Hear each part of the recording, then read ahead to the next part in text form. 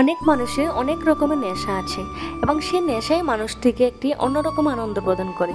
কিছু মানুষ আনন্দ পায় খাবার খেয়ে, আবার কিছু মানুষের নেশা থাকে টাকা সঞ্চয় করা, আর কিছু মানুষের নেশা হলো ঘুরে বেড়ানো, নতুন নতুন জায়গা দেখা। আর আমার হচ্ছে সে থার্ড টাইপের নেশাটা।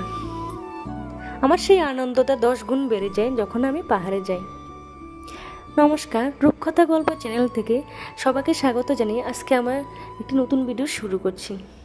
তো যারা আমার চ্যানেলটি এখনও সাবস্ক্রাইব করেনি, প্লিজ সাবস্ক্রাইব করে নেবেন।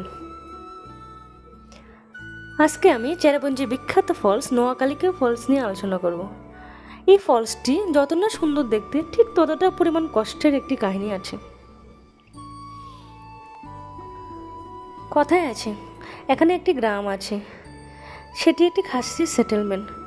সেখানে অনেক বছর আগে একজন মহিলা ছিল এবং ওনার নাম ছিল লিকাই, এবং খাসি ভাষায় মহিলাদের বলা হয় কা। সেখান থেকে কালিকাই।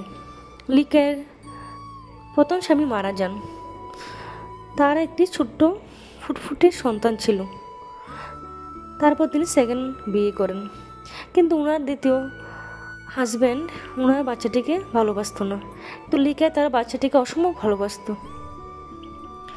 সেই হাজব্যান্ড একদিন জেলাসের বসে ছোট বাচ্চাটিকে হত্যা করে রান্না করেন এবং এই রান্নাটা লিকাইয়ের জন্য রেখে দেন।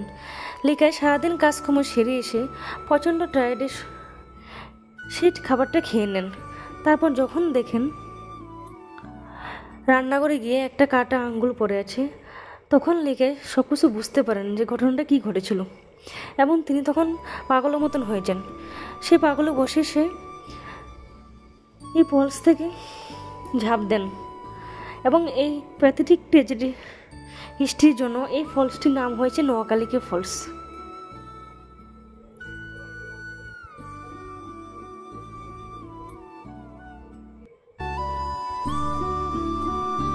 বন্ধুরা, আমার তো খুবই খারাপ লেগেছে এই গল্পটি শুনে। আপনাদের কেমন লেগেছে আমি জানি না, বলার মতন ভাষা নেই।